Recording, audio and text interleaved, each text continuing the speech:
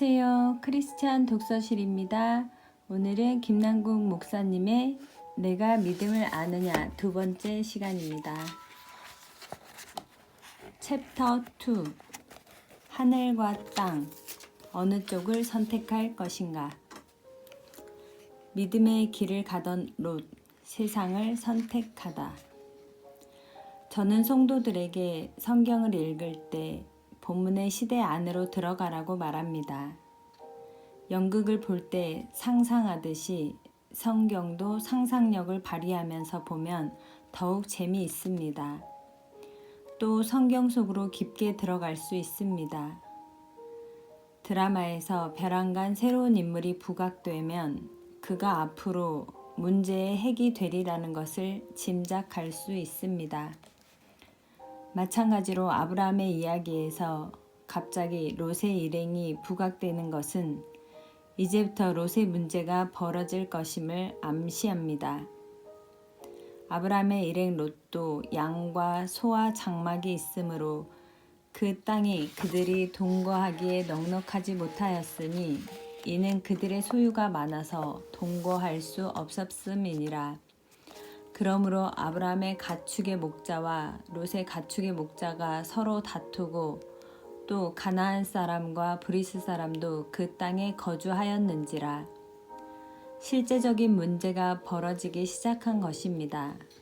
그러므로 아브라함의 가축의 목자와 롯의 가축의 목자가 서로 다투고에서 다투고는 때로는 주먹질하고 싸우는 것도 포함됩니다. 모르긴 해도 꽤 격렬했을 것입니다. 게다가 가나안 사람과 브리스 사람도 그 땅에 거주하였으므로 문제는 더욱 심각했습니다. 아브라함이 롯에게 이르되 우리는 한 친족이라 나나 너나 내 목자나 네 목자나 서로 다투게 하지 말자. 내 앞에 온 땅이 있지 아니하냐. 나를 떠나가라. 내가 좌하면 나는 우하고 내가 우하면 나는 좌하리라. 원문에는 제발 원컨대 다투지 말자는 표현이 포함되어 있습니다. 아브라함의 정중한 표현입니다. 아브라함이 조카 롯에게 신사적으로 부탁하고 있습니다. 그런데 그 다음이 문제입니다. 원문에 따르면 아브라함은 좌우 어느 쪽이든 한쪽을 정하면 반드시 떠날 것을 강조하고 있습니다. 땅이 비좁은데 만약 롯이 좋은 땅을 다 차지하고 나면 아브라함은 어떻게 해야 합니까? 그의 말대로라면 무조건 떠나야 합니다. 이 또한 아브라함의 위기이자 하나님의 위기이기도 합니다. 아브라함의 성급한 제안으로 말미암아 롯이 가나안을 차지한다면 하나님의 약속이 성취되는데 위기가 닥치니 말입니다. 땅이 비좁은 것을 아브라함이 몰랐을까요? 아닙니다. 여기에 롯과 아브라함의 차이가 있습니다. 이에 롯이 눈을 들어 요단 지역을 바라본즉 소알까지 온 땅에 물이 넉넉하니 여호와께서 소돔과 고모라를 멸하시기 전이었으므로 여호와의 동산 같고 애굽 땅과 같았더라. 그러므로 롯이 요단 온 지역을 택하고 동으로 옮기니 그들이 서로 떠난지라.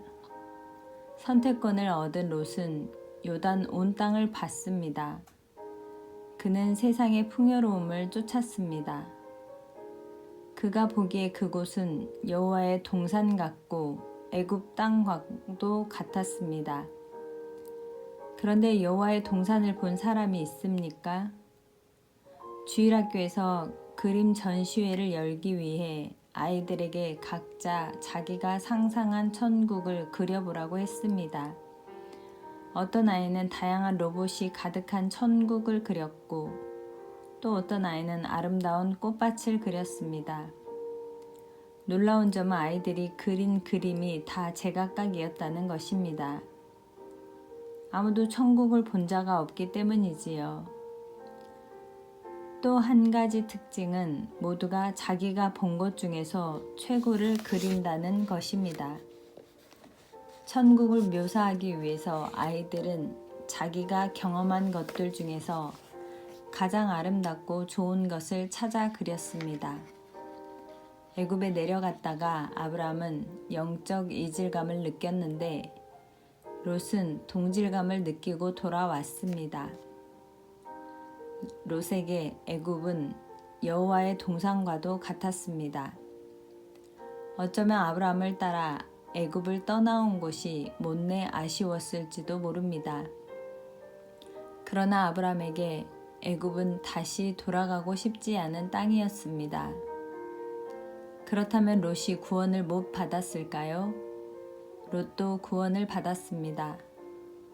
그도 역시 부르심을 받은 관계 안에 있던 사람이기 때문입니다.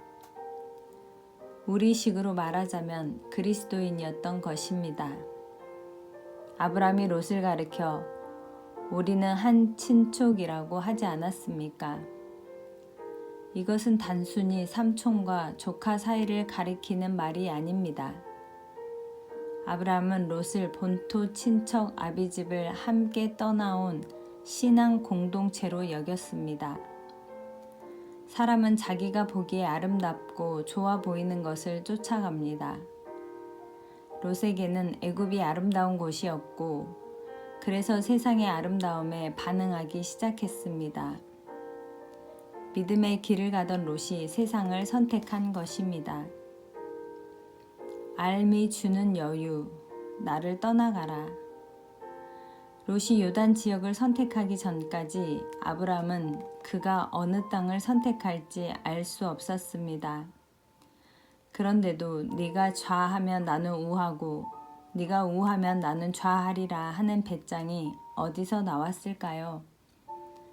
아브람이 기근을 피해 애굽으로 내려갔을 때 그만 두려움에 사로잡혀 아내를 누이라고 속였다가 곤혹스러운 처지가 된 적이 있습니다. 하지만 그 덕분에 깊은 구덩이에서 건지시는 하나님을 체험할 수 있었습니다. 그 덕분에 축복이란 현명한 선택에 있는 것이 아니라 하나님이 함께 하시느냐에 달려 있다는 것을 배웠습니다. 내 앞에 온 땅이 있지 아니하냐, 나를 떠나가라. 네가 좌하면 나는 우하고 네가 우하면 나는 좌하리라. 이것은 아브람의 고백입니다. 하나님이 계신 곳에 있는 것이 복이라는 사실을 깨달았다는 것입니다. 광야일지라도 하나님이 계시면 곧 샘물이 터지고 소돔과 고모라 같은 화려한 도시일지라도 하나님이 안 계시면 멸망의 장소가 될 뿐임을 안 것입니다. 하나님을 얼만큼 의지하고 바라보느냐가 축복과 연결됩니다. 아브람이 그것을 본 것입니다. 하나님을 알기 시작했습니다. 믿음이 자라기 시작했습니다. 하나님이 복 주려고 작정하시면 복이 온다는 것을 알기 시작했습니다. 예전 같으면 싸웠을 아브람이 기근 때문에 도망갔던 아브람이 하나님을 알기 시작하자 이전과 전혀 다른 선택을 하기 시작했습니다. 하나님이 붙잡는 자가 땅을 차지할 것이고 복을 받을 것입니다. 아브라함은 하나님을 경험했고 그만큼 믿음이 자라났습니다. 나중에 이삭도 비슷한 경험을 합니다. 가는 곳마다 우물을 팠지만 블레셋 사람들에게 계속 빼앗겼지요. 광야에서 우물은 생명과 직결되는 매우 중요한 것입니다. 그러나 이삭은 우물을 놓고 분쟁하지 않고 양보하고 다시 우물을 팠습니다. 그때마다 물이 터지자 아비멜렉이 너는 여호와께 복을 받은 자니라고 이삭을 인정하기에 이르렀습니다. 이삭은 복이 하나님에게서 온다는 사실을 알았습니다.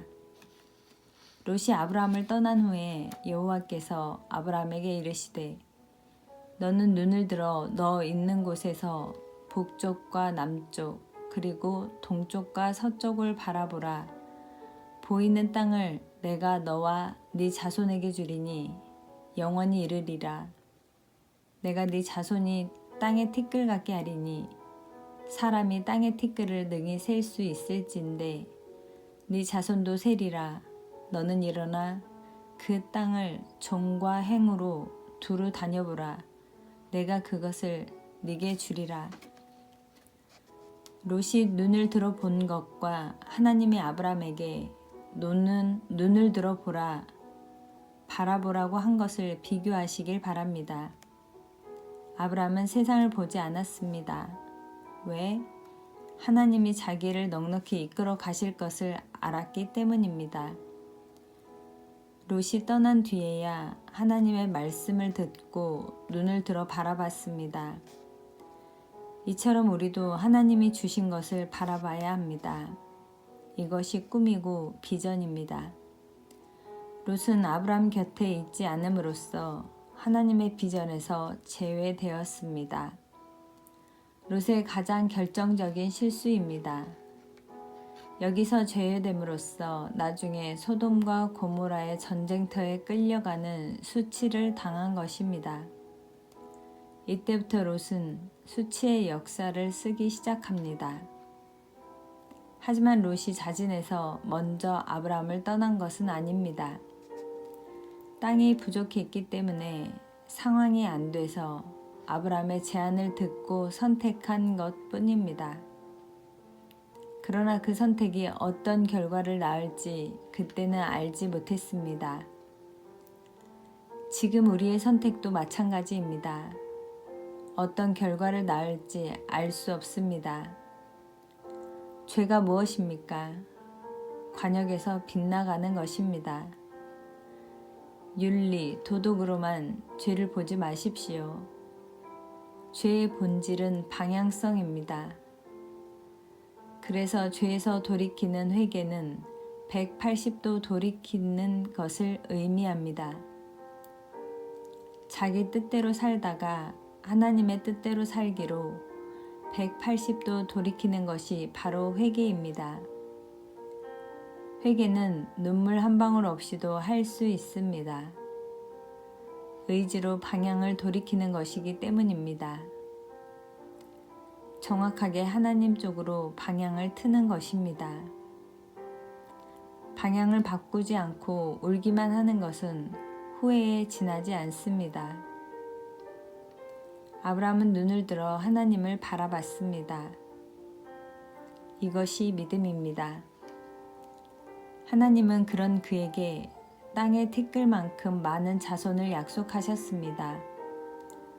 물론 이 약속은 아브람이 100세가 될 때까지 지연되었지요. 언약 성취의 지연이 하나님이 계시지 않다는 증거가 될 수 없다는 것, 약속을 이루시는 하나님의 때가 있다는 것을 알아야 합니다. 하나님을 믿는다면 그 약속 또한 기다려야 합니다. 이에 아브람이 장막을 옮겨 헤브론에 있는 마므레 상수리 수풀에 이르러 거주하며 거기서 여호와를 위하여 제단을 쌓았더라. 여기서 와우 계속법이 등장합니다. 히브리어로 와우란 그리고라는 뜻으로 그 동작이 계속 이어지는 것을 의미합니다. 18절을 히브리어로 직역하면 그리고 그는 장막을 옮겼다. 그리고 왔다. 그리고 자리 잡았다. 그리고 거기서 여호와를 위하여 제단을 쌓았다입니다. 이처럼 그리고를 단어 앞에 계속 붙여 사용하는 것을 와우 계속법이라 합니다. 이것은 동작이 계속해서 연결되어 이어지는 것을 강조하기 위한 문법입니다.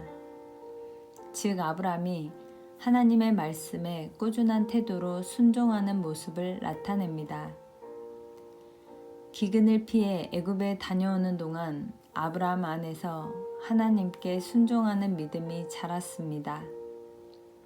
환난과 역경 속에서 이질감을 느끼고 혼란스러워했지만 하나님의 보호하심을 체험한 덕분에 믿음이 자란 것입니다. 믿음이 자라면 여유가 생깁니다. 은혜를 받은 사람에게는 평강이 임합니다. 은혜를 받았다고 하면서 불안에 떨고 있다면 그것은 실제로 받은 것이 아니라 받았다고 믿는 것입니다. 믿습니다를 강조하는 사람은 실은 믿지 않는 사람인 것과 같은 이치입니다. 믿고 싶은 것이죠. 땅의 일이야 어찌 되든지 자기 인생이 변하지 않는다는 고백이 있을 때에야 평강이 임합니다. 아브라함은 광야에 남았고 롯은 물을 찾아 떠났습니다. 객관적으로 보면 롯이 더 좋은 것을 선택한 것 같지만 결과적으로 하나님의 은혜를 경험한 것은 광야에 남았던 아브라함입니다. 하나님이 아브라함과 함께 하셨기 때문입니다. 어마어마한 전쟁의 한복판에서 아브라함은 롯과 결별한 후에 요단 온 땅에 평화가 임할 줄 알았습니다. 그런데 국제정세의 변화가 일어나기 시작했습니다. 롯이 살고 있던 소돔과 고모라 지역에 변화의 바람이 느닷없이 피바람이 몰려오기 시작한 것입니다. 당시의 신할 왕 아브라멜과 엘라살 왕 아리옥과 엘람 왕 그돌라오멜과 고임 왕 디달이 소돔 왕 베라와 고모라 왕 비르사와 아드마 왕 시납과 스보임 왕 세메벨과 벨라 곧 소알 왕과 싸우니라. 국제정세가 바뀌면서 가나안 일대가 전쟁터가 되었습니다. 북방의 맹주 4왕과 남방의 5왕이 싸운 것입니다. 당시 소돔은 사해 아래쪽, 즉 남방에 위치해 있었습니다. 북방과 남방이 4대5로 싸우니 소돔이 속한 남방이 더 유리할 것 같지요? 그러나 남방의 5나라는 작은 도시국가에 불과했습니다. 북방의 맹주 엘람 그돌라오멜 혼자서도 남방의 5왕을 박살낼 수 있었습니다. 그런데 이렇게 큰 전쟁이 일어난 이유가 무엇입니까? 이들이 12년 동안 그돌라오멜을 섬기다가 제14년에 배반한지라. 그렇습니다. 남방의 5나라가 12년 동안 조공을 잘 바쳐오다가 13년째 되던 해에 그만 배반하고 나선 것입니다. 5나라뿐 아니라 남방의 작은 나라들이 대대적으로 반란을 일으켰습니다.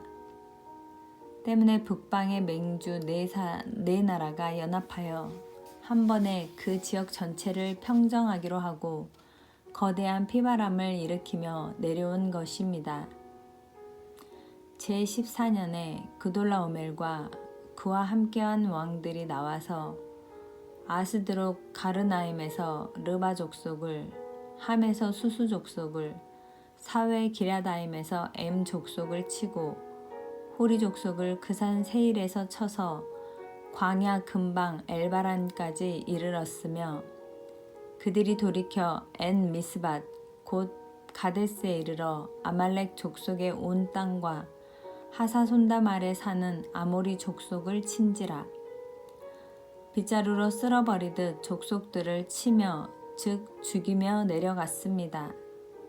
그 전쟁 한복판에 롯이 있었습니다. 물이 넉넉하여 여호와의 동산 같아 보인다며 아브람을 떠나 찾아갔던 곳입니다. 인간의 안목이 얼마나 부질없는지 아시겠습니까? 물이 넉넉해 보이니 살기 좋아 보이지요. 하나님을 믿는다고 하면서도 우리의 눈은 여전히 육신의 정욕과 안목의 정욕과 이생의 자랑을 쫓습니다.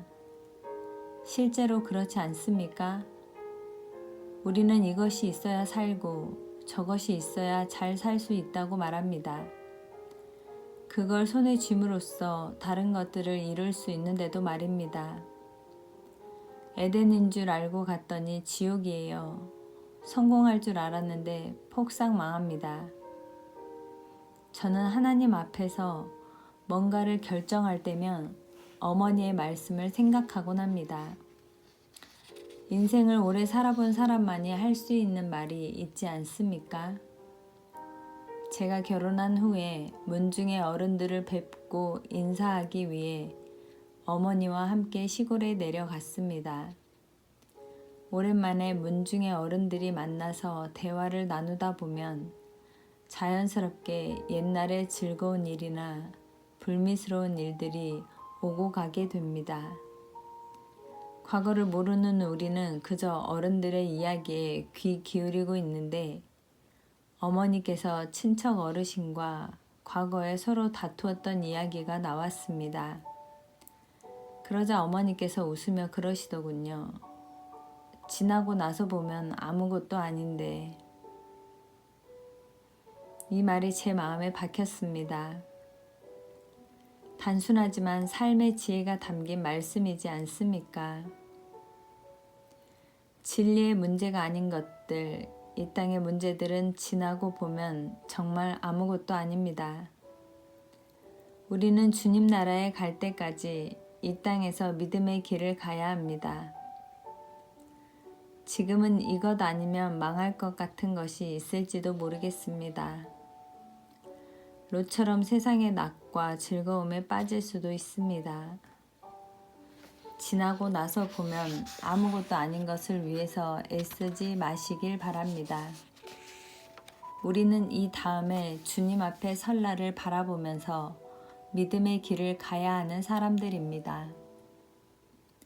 소돔 왕과 고모라 왕과 아드마 왕과 스보임 왕과 벨라 곧 소알 왕이 나와서 시딤 골짜기에서 그들과 전쟁을 하기 위하여 진을 쳤더니 엘람 왕 그돌라오멜과 고임 왕 디달과 시날 왕 아브라벨과 엘라살 왕 아리옥 네 왕이 곧 그 5 왕과 맞서니라.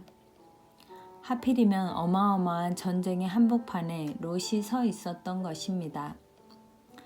시딤 골짜기에는 역청 구덩이가 많은지라 소돔 왕과 고모라 왕이 달아날 때에 그들이 거기 빠지고 그 나머지는 산으로 도망하매 네 왕이 소돔과 고모라의 모든 재물과 양식을 빼앗아가고 소돔에 거주하는 아브람의 조카 롯도 사로잡고 그 재물까지 노락하여 갔더라. 일본어 성경에는 역청이 아스팔트로 번역되어 있습니다. 길이 35m에 깊이가 5m가 넘는 아스팔트처럼 끈적끈적한 천연 역청이 시딤 골짜기에 가득했던 것입니다. 얼마나 끈끈한지 노아가 방주를 지을 때 물이 새는 것을 막기 위해 역청을 바르기도 했습니다. 소돔과 고모라의 군사들이 도망치다가 역청 구덩이에 빠져서 옴짝달싹 못하고 죽었습니다. 북방의 네 왕이 소돔과 고모라의 재물과 양식을 모두 빼앗고 사람들을 잡아갈 때 롯도 그 안에 있었습니다. 도망한 자가 와서 히브리 사람 아브람에게 알리니 그때 아브람이 아모리 족속 마므레의 상수리 숲을 근처에 거주하였더라. 마므레는 에스골의 형제요 또 아넬의 형제라. 이들은 아브람과 동맹한 사람들이더라. 아브람이 그의 조카가 사로잡혔음을 듣고 집에서 길리고 훈련된 자 318명을 거느리고 단까지 쫓아가서 그와 그의 가신들이 나뉘어 밤에 그들을 쳐부수고 다메섹 왼편 호바까지 쫓아가 모든 빼앗겼던 재물과 자기의 조카 롯과 그의 재물과 또 부녀와 친척을 다 찾아왔더라. 헤브론에서 호바까지의 거리는 80km로 서울에서 강원도 홍천까지 정도 됩니다.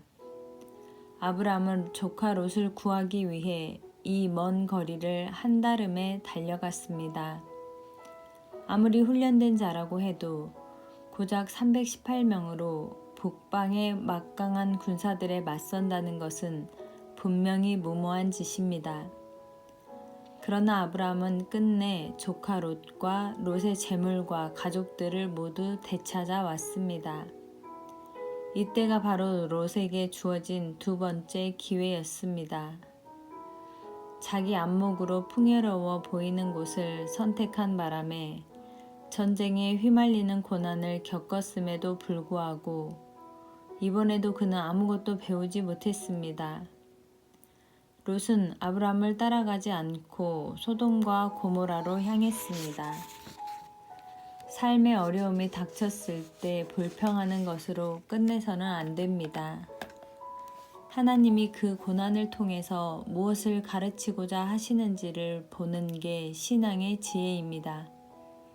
만약에 롯이 아브람을 따라 하나님이 계시는 곳, 그래서 축복의 땅이 되는 광야로 돌아갔더라면 그는 놀라운 은혜를 경험했을 것입니다. 최소한 소돔과 고모라의 멸망 가운데 있지는 않았을 것입니다. 그러나 그는 다시 멸망의 도시로 돌아갔습니다. 이것이 롯의 두 번째 실수입니다. 한 번은 제 아들들과 인생에 대해서 이야기한 적이 있습니다. 하나님은 우리의 선택을 넘어서서 만들어 가시지만 잘못된 선택은 꼭 겪지 않아도 될 많은 아픔과 어려움을 배우게 할 수도 있다. 세상에는 유혹하는 것들이 너무 많고 때로 한 번의 실수가 삶의 치명타를 입히기도 한다. 그럴 때 자신을 하나님 앞에서 점검하고 하나님이 기뻐하시는 쪽을 다시 배우면 하나님께서 모든 것을 협력하여 선을 이루게 하실 거야. 부족해도 네가 좋은 쪽이 아니라 하나님이 기뻐하시는 쪽을 선택하기 바란다. 롯은 가지 말아야 할 곳에 들어감으로써 첫 번째 실수를 저질렀고 멸망의 자리에서 구출되고 나서도 미련을 버리지 못하고 다시 돌아감으로써 두 번째 실수를 저질렀습니다. 두 번의 실수가 롯으로 하여금 더 끔찍한 경험을 하게 만들었습니다. 깨달으면 믿음에 자존심이 생긴다. 아브라함은 고작 318명의 특공대를 움직여 남방의 5 왕도 이겨내지 못한 북방의 4 왕에게서 조카 롯을 구해냈습니다. 아브라함과 318명의 실력이 출중해서일까요? 아닙니다. 하나님이 상황과 여건을 만드셔서 롯을 끄집어내게 하신 것입니다. 이 사실을 남방의 왕들도 알았습니다. 아브라함이 그돌라오멜과 그와 함께한 왕들을 쳐부수고 돌아올 때에 소돔 왕이 사회 골짜기 곧 왕의 골짜기로 나와 그를 영접하였고 살렘 왕 멜기세덱이 떡과 포도주를 가지고 나왔으니 그는 지극히 높으신 하나님의 제사장이었더라. 그가 아브라함에게 축복하여 이르되 천지의 주제이시오 지극히 높으신 하나님이여 아브라함에게 복을 주옵소서. 여기서 주목할 것은 뜬금없이 멜기세덱이라는 인물이 튀어나온 것입니다. 창세기 14장은 북방의 맹주들이 남방의 작은 나라들을 치는 전쟁 이야기가 중심입니다. 이 전쟁이 왜 일어났으며 롯이 왜 사로잡혀 갔는지 그리고 아브라함이 왜 이 전쟁에 뛰어들었는지에 대해서 보여주고 있습니다. 아브라함이 조카 롯을 구하고 북방의 맹주들을 쳐부수고 돌아올 때에 소돔 왕이 그를 영접하며 전리품 분배 문제를 거론하려는 장면에서 뜬금없이 멜기세덱이란 인물이 등장했습니다. 살렘은 평화라는 뜻으로 예루살렘의 옛 이름입니다. 그리고 멜기세덱은 의의 왕이란 뜻이지요. 즉 살렘 왕 멜기세덱이란 의와 평화의 왕이란 뜻입니다. 그런데 살렘이란 나라가 진짜로 있었는지 어떤 나라인지 그가 어떻게 해서 지극히 높으신 하나님의 제사장이 되었는지에 대해서는 아무런 설명이 없습니다. 더욱 흥미로운 것은 아브라함이 그에게 전리품의 11조를 드렸다는 사실입니다. 너희 대적을 내 손에 붙이신 지극히 높으신 하나님을 찬송할지로다 하매 아브람이 그 얻은 것에서 10분의 1을 멜기세덱에게 주었더라. 11조는 단순히 10분의 1을 가리키는 것이 아닙니다. 11조는 내가 벌고 취한 것이 나의 능력에 의한 것이 아니라 하나님의 도우심으로 얻은 것임을 인정하는 표시입니다. 이것이 바로 11조의 개념입니다. 세상 사람들은 자기의 노력과 능력으로 번다고 믿지만 하나님의 사람은 그렇지 않습니다. 왜 그렇습니까? 창세기 4장에서 가인이 아벨을 죽인 사건을 보십시오. 땅이 그 입을 벌려 내 손에서부터 네 아우의 피를 받았은즉 네가 땅에서 저주를 받으리니 네가 밭을 갈아도 땅이 다시는 그 효력을 네게 주지 아니할 것이요 너는 땅에서 피하며 유리하는 자가 되리라. 열심히 노력해도 안 되는 세상, 헛수고가 계속되는 세상이 된 것입니다. 그러므로 노력한 땀의 결실을 거둔다는 것은 곧 하나님의 은혜가 있음을 뜻합니다. 하나님이 우리로 하여금 열매를 거둬들일 수 있도록 도우신 덕분입니다. 그 도우심을 인정하는 행위가 바로 11조입니다.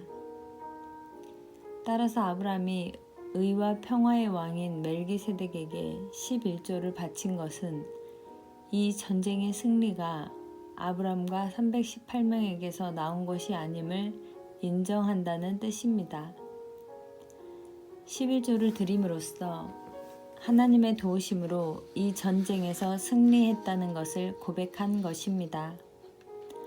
실제로 하나님의 도우심이 없이는 결코 승리할 수 없는 전쟁이었습니다. 318명으로 북방의 맹주들을 물리친다는 게 가능한 일입니까? 아브라함은 멜기세덱에게 11조를 바침으로써 이 전쟁의 승리가 지극히 높으신 하나님께 있음을 인정했습니다. 어쩌면 아브라함은 처음부터 알고 있었을 것입니다. 자기의 힘과 능력으로는 롯을 구출할 수 없다는 것을 말입니다. 그래도 달려갈 수 있었던 것은 자기의 능력을 의지하지 않고 하나님의 능력을 의지했기 때문입니다. 전쟁은 여호와께 속한 것임을 안 것이지요. 그런데 아브라함이 스스로 제단을 쌓고 여호와께 전리품의 10분의 1을 드려도 되지 않았을까요? 벼랑간 멜기세덱이 등장해서 11조를 받은 이유가 무엇입니까? 전쟁에서 돌아온 아브라함 앞에 두 왕이 나타났습니다.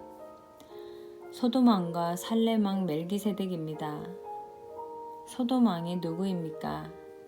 땅의 왕입니다. 멜기세덱은 누구입니까? 지극히 높으신 하나님의 제사장이자 의와 평화의 왕입니다. 즉 하늘의 왕입니다. 바울은 히브리서에서 멜기세덱을 그리스도의 예표로 봤습니다. 이 멜기세덱은 살렘 왕이요 지극히 높으신 하나님의 제사장이라 여러 왕을 쳐서 죽이고 돌아오는 아브람을 만나 복을 빈 자라. 아브라함이 모든 것의 10분의 1을 그에게 나누어 주니라. 그 이름을 해석하면 먼저는 의의 왕이요 그 다음은 살렘 왕이니 곧 평강의 왕이요 아버지도 없고 어머니도 없고 족보도 없고 시작한 날도 없고 생명의 끝도 없어 하나님의 아들과 닮아서 항상 제사장으로 있느니라. 두 왕이 존재하는데 한 왕은 땅에 속했고 다른 왕은 하늘에 속했습니다. 소돔 왕이 아브라함에게 이르되 사람은 내게 보내고 물품은 네가 가지라. 아브라함이 소돔 왕에게 이르되 천지의 주제이시오 지극히 높으신 하나님 여호와께 내가 손을 들어 맹세하노니 네 말이 내가 아브라함으로 치부하게 하였다 할까 하여 네게 속한 것은 실 한 오락이나 들매끈 한 가닥도 내가 가리지 아니하리라. 오직 젊은이들이 먹은 것과 나와 동행한 아넬과 에스골과 마므렛의 분깃을 제할지니 그들이 그 분깃을 가질 것이니라. 의와 평화의 왕인 멜기세덱에게 11조를 드림으로써 아브람은 전쟁의 승리가 자기의 힘에 있지 않음을 고백하고 하나님의 도우심을 인정했습니다. 한편 소돔 왕은 아브람에게 사람은 자기에게 보내고 물품, 즉 전리품은 가지라고 말했습니다. 대규모 전쟁이었으니 전리품 또한 얼마나 많았겠습니까? 세상 왕인 소돔 왕이 그 많은 전리품을 주겠다는 것입니다. 아브람이 쫓아가서 빼앗아온 전리품이기에 그것을 취하는 것은 당연했습니다. 하지만 아브람은 이런 지하에 거절합니다. 이것이 아브람의 선택입니다. 만약에 그것을 취한다면 소돔 왕 덕분에 잘됐다는 소리를 듣게 될 것이고 하나님의 도우심을 부인하는 것이 될 테니 거절한 것입니다. 2차 대전에서 패망한 일본이 다시 일어난 것은 한국 전쟁 때문이었다고 합니다. 한국도 베트남 전쟁으로 경제를 일으킬 수 있었다고 합니다. 아브람도 전리품으로 풍족한 삶을 살 수 있었을 것입니다. 하지만 아브람은 오직 하나님으로 인해 풍족하고 잘되는 인생이 되기를 바랐습니다. 땅의 왕으로부터는 아무것도 받지 않겠다고 했습니다. 왜냐하면 하나님이 승리하신 전쟁이기 때문입니다. 아브람의 태도는 단호했습니다. 손을 들어 맹세할 정도로 절대로 받지 않겠다는 뜻을 분명히 했습니다. 예의상 하는 소리가 아니니 이 문제를 가지고 더 이상 설왕설래하지 말자는 것입니다. 아브람은 애굽에 내려갔을 때 지레 겁을 먹고 아내 사레를 누이라고 속였다가 큰 낭패를 당했지만 하나님이 그 일을 어떻게 바로잡아 주셨는지를 보았습니다. 롯이 요단 온 땅으로 떠나고 광야에 남겨졌을 때도 하나님께서 함께 하심으로써 채워주시는 것을 맛보았습니다. 덕분에 아브라함은 이제부터 세상 것이 아닌 하나님의 것으로만 살겠다는 자부심을 갖게 되었습니다. 제가 신학교 학부를 다녔을 때 겪은 일입니다. 어느 집사님이 신앙생활을 하면서 신학생들을 돕겠다는 서원을 했는데 기도할 때마다 제가 자꾸 떠오르더랍니다. 친척 중에도 신학생이 있었지만 집사님은 아마도 하나님의 뜻이 있을 거라고 보고 앞으로 제가 신대원을 졸업할 때까지 등록금을 대주겠다고 약속했습니까? 웬 은혜입니까? 이제 등록금 걱정을 안 해도 되게 생겼으니 말입니다. 그분은 등록금 고지서가 나오면 말하라고 하고선 갔습니다. 저는 그동안 후원해 주셨던 몇몇 분들에게 든든한 후원자가 생겼으니 이제부터 후원을 안 해주셔도 된다고 인사하고 다녔습니다. 다음해 2월이 되자 고지서가 날아왔고 저는 약속한 대로 그분에게 전화를 했습니다. 그런데 그분이 다시 기도하고 있다고 하더군요. 저희 가족이랑 잘 아시는 사이인데 제 가족 중에 누군가가 그분을 굉장히 섭섭하게 했다면서 말입니다. 한마디로 당신의 기분을 달래달라는 말이었습니다. 전화를 끊고 기도한 후에 며칠 있다가 그분을 찾아갔습니다. 아직 기도 중이라면서 말을 꺼내려고 하기에 먼저 양해를 구했습니다. 먼저 제 마음을 말씀드리고 나서 집사님의 말씀을 들었으면 좋겠습니다. 그래요. 전도사님이 먼저 말하세요. 지금부터 제가 드리는 말을 건방지다고 생각하지 마시고 전도사가 교회 집사님에게 드리는 말이라고 받아주셨으면 좋겠습니다. 그래요? 말해보세요. 제가 주의 종이 되려고 신학교를 간 것은 부족하나마 하나님의 영광을 위해서 살고자 했기 때문입니다. 그런데 제가 아는 하나님은 기도 중에 누구에게 주어라 하고 말씀하셨다가 벼랑간 다시 생각해 보라고 하시는 분이 아닙니다.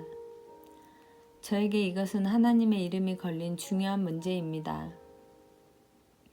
저는 하나님의 영광을 위해 살기로, 하나님이 주신 것만 가지고 살기로 작정한 사람입니다.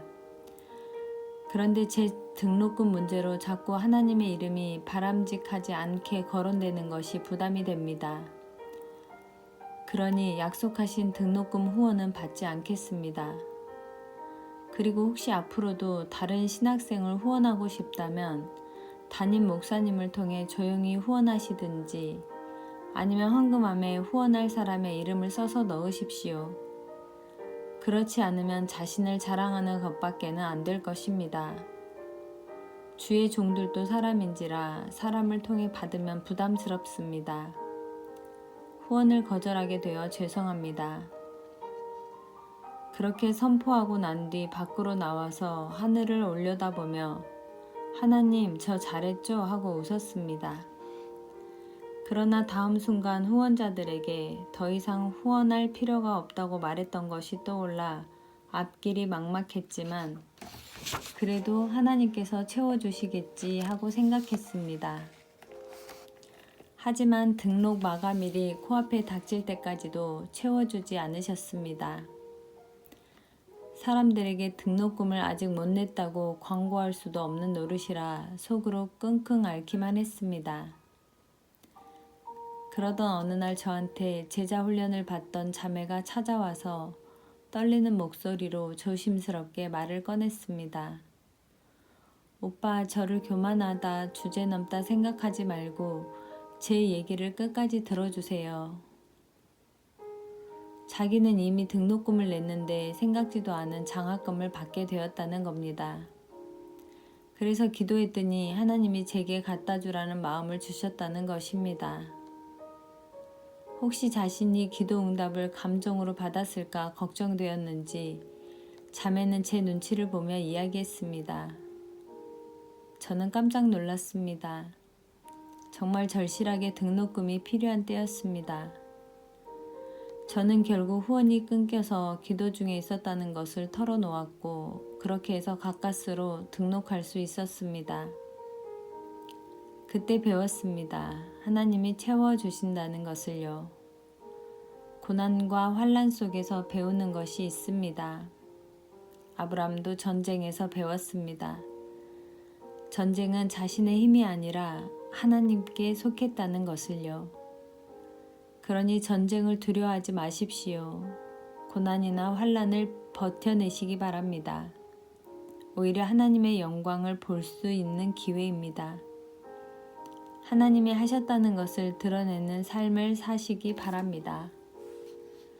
오직 젊은이들이 먹은 것과 나와 동행한 아넬과 에스골과 마므레의 분깃을 제할지니 그들이 그 분깃을 가질 것이니라. 아브람은 소돔 왕의 제안을 거절하고 그와 함께 있던 318명이 먹은 것과 동맹한 족속들의 분깃만을 요구했습니다. 다른 사람의 몫은 챙겨주지만 정작 본인은 아무것도 취하지 않겠다는 것입니다. 믿음의 길은 단순히 물질적인 것만 얻는 것이 아닙니다. 세상적인 것을 넘어서 하나님이 하셨다는 것을 보여주는 것입니다. 소돔 왕이 얼마나 놀랐을까요? 그런데 아브라함의 거절은 소돔 왕에게 도움을 안 받겠다는 단순한 자존심을 넘어선 것이었습니다. 하나님이 주신 영적인 복과 은혜에 소돔 왕은 참여할 수 없다는 것을 분명히 했습니다. 세상의 것과 영적인 것이 함께할 수 없다는 것을 분명히 알고 하나님의 복에 소돔 왕의 참여를 거절한 것입니다. 세상을 상징하는 소돔 왕은 하나님과는 아무 상관도 없고 연결될 수도 없기에 그의 의사를 분명히 한 것입니다. 우리도 아브람과 같은 상황에 놓여 있습니다. 인생은 전쟁터이고 당신의 삶 속에는 땅의 왕과 하늘의 왕이 함께 있습니다. 대적은 너무나도 강한데 우리가 가진 능력은 고작 318명이 전부입니다. 그러나 절대 한 번에 두 왕을 섬길 수 없습니다. 어느 쪽을 선택하시겠습니까? 감사합니다.